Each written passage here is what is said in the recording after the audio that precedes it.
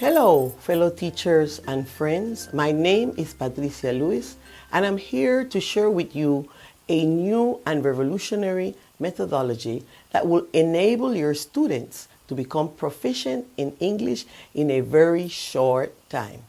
By proficient, I mean that they will be able to use the language.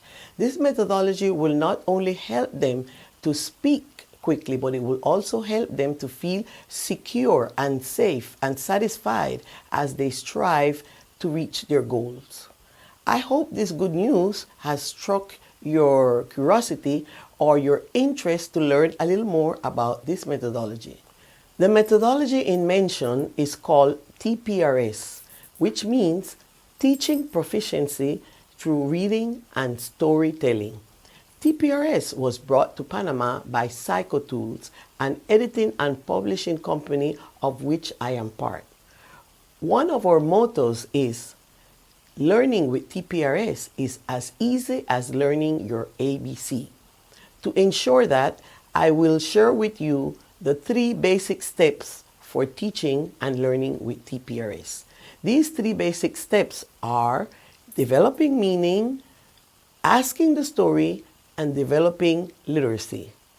Step 1, establishing meaning. This is done by pre-teaching the vocabulary of the story, which can be done with any of the following skills: pictures, gestures, translation, or realia. In TPRS, everything that we teach must be comprehensible. That's why it's called comprehensible input. Also, it is recommended that whatever we teach, that vocabulary, be related to the life of the learners. That way, the students will see that what they are learning is effective and is what they can learn. Step 2. In TPRS, step 2 is asking the story. We take every statement in the story or every sentence in the story and we ask questions. That is called in TPRS circling the sentence. Let's take the following sentence as an example. Mary walks in the park. For us to get several questions from this statement, we have to focus on different areas of the sentence. First, we will focus on the subject. Who are we talking about? Mary. Does Mary walk in the park? Does Helen walk in the park? Does Mary or Helen walk in the park? Who walks in the park? That is focusing on the subject. Now we are going to focus on the verb, the action that Mary does. So we can ask the following question. Does Mary jump in the park? Does Mary walk or jump in the park? Does Mary walk in the park? What does Mary do in the park? The third part of the sentence, the complement. Does Mary walk in the park or the gym? Does Mary walk in the park? Where does Mary walk? If you observe, we have gotten 9 to 10 questions from this one sentence by focusing first on the subject, then on the action, and finally on the complement, where or when the action was done.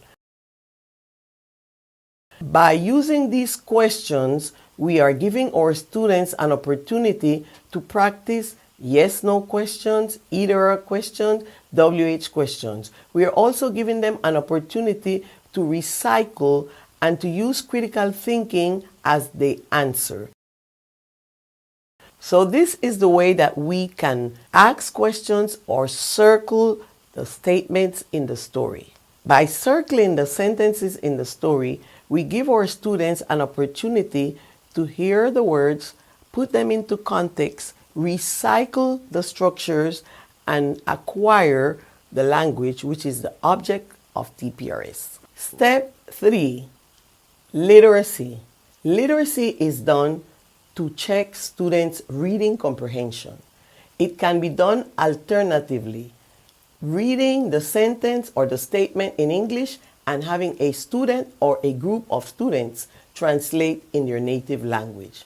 The teacher does this to make sure that every student in the class is understanding what they're reading. As you have seen, I have shared with you the 3 basic steps for working with TPRS, which are establishing meaning, asking the story, and developing literacy. I hope that as you work with these steps, you will be able to achieve your goals with your students. For more information, please check your teacher's guide.